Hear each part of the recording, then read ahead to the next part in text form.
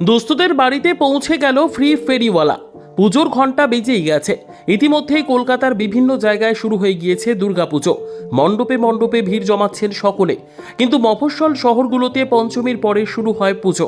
তবে পুজোর কেনাকাটা ইতিমধ্যে প্রায় সকলের হয়ে গেছে, কিন্তু এখনও গ্রামগঞ্জে এমন মানুষ রয়েছেন যাদের পুজোর কেনাকাটা হয়নি। তাছাড়াও পুজোতে এমন মায়েরা রয়েছে যাদের একটি নতুন শাড়ি পর্যন্ত হয়নি। গ্রাম থেকে গ্রামান্তরে তারা বসবাস করেন ছোট্ট কুঁড়ে ঘরে। তাই সেই সব মানুষের কাছেই পৌঁছে গেল বীরভূম জেলার সিউড়ির স্বেচ্ছাসেবী সংস্থা উপহার ওয়েলফেয়ার সোসাইটি ফ্রি ফেরিওয়ালা নাম নিয়ে।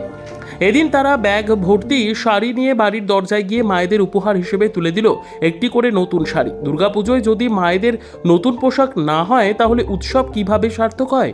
তার জন্যই উপহার ওয়েলফেয়ার সোসাইটির সদস্যরা সিউড়ি সংলগ্ন কামিরেপাড়, মহেশপুর, মাহারাপাড়া, করিমপুর, খুকুরাহি, বায়েনপাড়া প্রভৃতি অঞ্চলের প্রায় 25 জন মায়ের হাতে নতুন শাড়ি উপহার স্বরূপ তুলে দেন।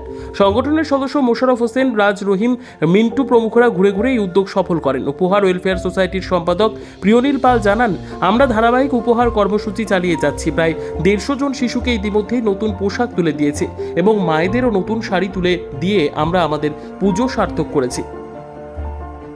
দুর্গাপুজো উপলক্ষে উপহার ওয়েলফেয়ার সোসাইটি ধারাবাহিক প্রোগ্রাম করছে, সেরকমই আজকে আমরা ফেরিওয়ালা রূপে বেরিয়েছিলাম। সিউড়ি সংলগ্ন গ্রাম কুকুরডি, কাকুরিয়া, দুর্গাপুর আরও বিভিন্ন অঞ্চলে আমরা বেরিয়েছিলাম, যেখানে যাদের এই বৃষ্টিতে ঘর ভেঙে গেছে, ঘর নেই, অসহায় পরিবার যারা রয়েছে, সেই পরিবারের সদস্যদের আমরা একটি করে শাড়ি উপহার দিলাম।